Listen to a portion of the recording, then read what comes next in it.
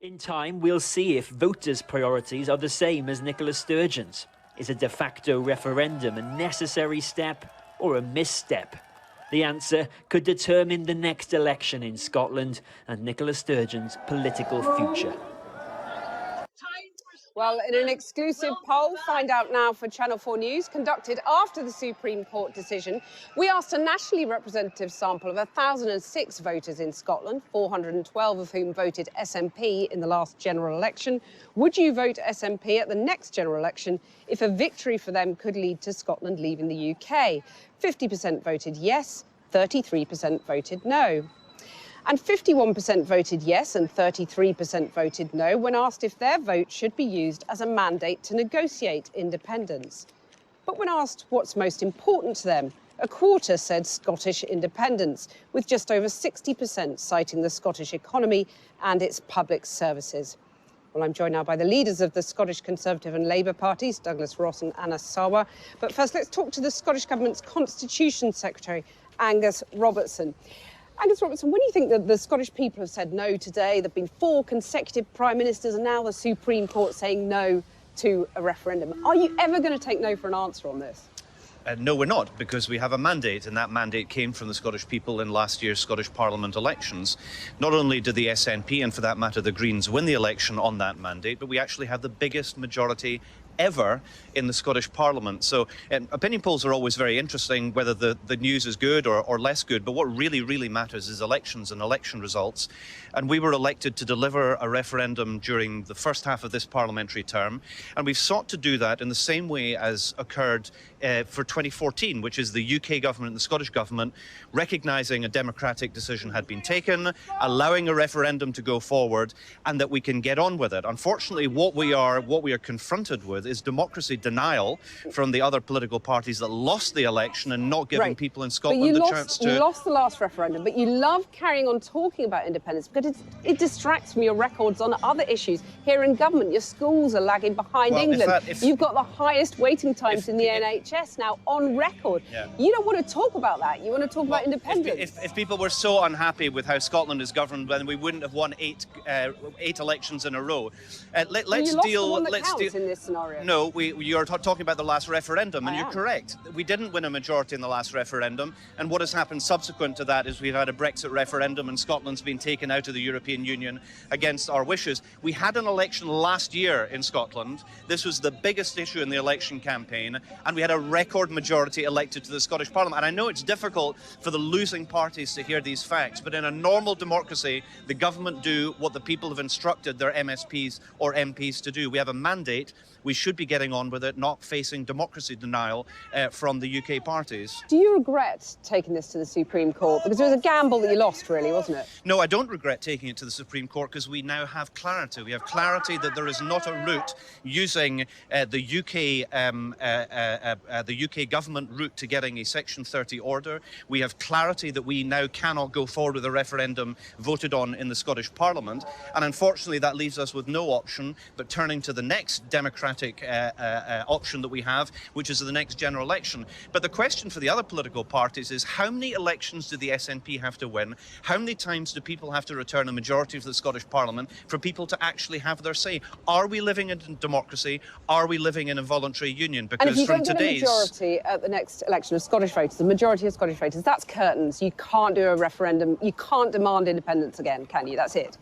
Right. Well, what normally happens is it's the people who decide that, and the people have decided that we should have a referendum and that we should be able to choose I'm saying if you don't future. get a majority of Scottish votes in the next general election. Forgive me, as somebody who's been involved in now 8 SNP victories back to back, I'm not going to accept the premise with all humility. You cannot be certain about any result in an election. But you've never got over 50%. Actually, it's not true that the majority has not been returned to the Scottish Parliament, or indeed, when the votes have been counted, the people have not cast their votes in favour of independence. What we should all be agreed on as Democrats is that when there is a big and unresolved question, as there is, when we have a government here elected with a mandate that a referendum should take place, that other political parties should respect that, especially those that lost the election. And the last election in Scotland was lost by the Conservatives and the Labour Party that were opposed to a referendum. You've made that point repeatedly. I want to come back to my point about your record in government here, because our poll today, taken after that Supreme Court ruling, A vast majority of people we serve, Dave, want you to focus on the economy and public services, not independence. Well, people can have a number of thoughts at the same time. It's entirely possible to get on with all of the important issues of the day and secure the best constitutional outcome for the country. One is not dependent on the other.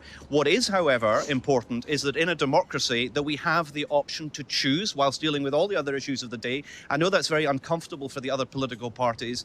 They opposed a referendum and lost. We were in favour of a referendum and we won. And so long as we have any aspirations to be actually living in a democracy, we should respect the views of the people. And incidentally, for the benefit of viewers elsewhere in the UK, this is quite important. Up until today, we have been labouring under the illusion that the United Kingdom is a voluntary union. Today we learnt it is not a voluntary union. Well, let me put that directly to the Conservative leader here.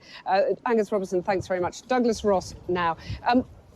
Well, let's put that point. This is no longer a voluntary union, is it? Well, it absolutely is, and the record of that is the 2014 referendum, where the people of Scotland could have chosen to have left the United Kingdom, but they decided by a significant majority to remain part of the United Kingdom, not to support Angus's plans for separation. But I have to pick up Angus saying that the last Scottish Parliament election, the main issue was Scottish independence. It wasn't. You can laugh, Angus, but Nicola Sturgeon told us it would not be about independence, it was about COVID and COVID recovery. Nicola Sturgeon even told voters to give her their support and it wouldn't be taken as a vote for independence. So Angus is now rewriting history by saying that it is. But our poll showed, after the Supreme Court ruling, that a majority would vote SNP at the next general election to give them a mandate for independence. You can't ignore that, Well, can you? I think you also said, if I heard you correctly, that SNP voters at the last election, not all of them would continue to support the SNP if it meant simply voting for another independence referendum. And I think where the poll is absolutely spot on, and the question I put to Angus in the Scottish Parliament today is, surely our priorities should be dealing with the cost of living crisis, the global issues that are affecting us, the health service here in Scotland, our education system. And, we are speaking the night before teachers in Scotland are going to strike for the first time in 40 Angus Robertson's years. point was that you can do both things at the same time. But they're not. That's the problem. They are distracted from government by their obsession with independence. What is it? 4 consecutive prime ministers have said no to a referendum. The more you do that, the more you're acting as a recruiting sergeant for independence, right? Well, absolutely not, because the polls haven't shifted significantly in favour of the nationalists and the separatists. So if you're not worried, in terms of, have another referendum. Because I don't want to go through that division all over again. The issues that it creates for families and communities, for businesses, for investment. We know what that was like back in 2014. It's we were not told division just you 8 fear, though, years is it? ago. It's defeat. No, it's absolutely the division. This debate separated and divided families and businesses and communities. We don't need that when we should be focused on pulling together, working together. I want the Scottish Government and the UK Government to work together to deliver for the people of Scotland. How can the not people to be have a focused. referendum? Well, Angus, you know very well, 8 years ago, there was a very clear, very clear decision. It was a gold standard, according to Nicola Sturgeon, to have a referendum on the future of Scotland's place within the United Kingdom. And the people of Scotland decided to remain part of the United Kingdom. And the SNP told us at that time they would respect the vote, and they have not respected the vote. How can the people have a referendum? Angus, you wouldn't expect me, as a pro-UK politician, someone who believes in Scotland's place in the United Kingdom, to tell you how to separate our country. In the same way, I wouldn't expect you to outline a route map for Scotland to remain part of the Union. But do remember, just 8 years ago we had this debate. Let's put that to one side and now focus on the really important issues that are affecting individuals and communities across the country. Right, well, let me turn now to Anna Sower, Labour's leader here in Scotland. Labour has made clear that it won't agree to the second independence referendum. You're no different from the Tories, are you? Well, look, the difference is this, is that I don't think there is. I know there's not a majority in favour for a referendum over the course of the next year. There's not a majority in favour of independence, but neither is there a majority in favour of the status quo. That's a fudge, though, isn't it? No, there is a majority for change across this country, and I can actually recognise... What does that mean, though? No, I'll tell you directly what it means is I can understand why people in this country feel frustrated and angry with a lying, cheating, morally bankrupt, economically illiterate Tory government. OK, do you also agree that circumstances have changed since the last independence referendum because the Tories have taken the UK, including Scotland, out of the EU? Look, I don't support us having left the European Union. So you sympathise with that point of view? That was a catastrophic decision, and on that I'm sure Angus and I would agree. But that does not mean that we replace Tory chaos with SNP chaos. Independence does not mitigate Brexit, it multiplies the impact of Brexit. The majority of our trade with the rest of the world pales into insignificance compared to the trade we do with the rest of the United Kingdom in 2014. Let me I just put the don't buy same it. But argument change to is you possible. as I put to Douglas, which is if you're so confident of your argument on the union, let them have their referendum and you wouldn't be denying them democracy. But Cathy, it would be wrong to suggest that referendums don't have any consequence. Look at the Brexit referendum. It had consequence for our country. OK, but a lot of your voters, Labour voters, want a referendum. Well, look, I'm appealing to people. I'm appealing to people right across this country to say we might ultimately disagree with the final destination for Scotland. I don't support independence. I don't support a referendum. I might ultimately disagree on the final destination. But a vast majority of us in Scotland and across the UK do agree that we need to get rid of this Tory government. Let's go on that part of the journey together. And that's a case for change that we're going to make right across the country. I'd love you all to debate with each other. People get a referendum Angus on wants their to pretend. future. I'm asking a question. Angus wants to pretend he's now the presenter of Channel 4 News.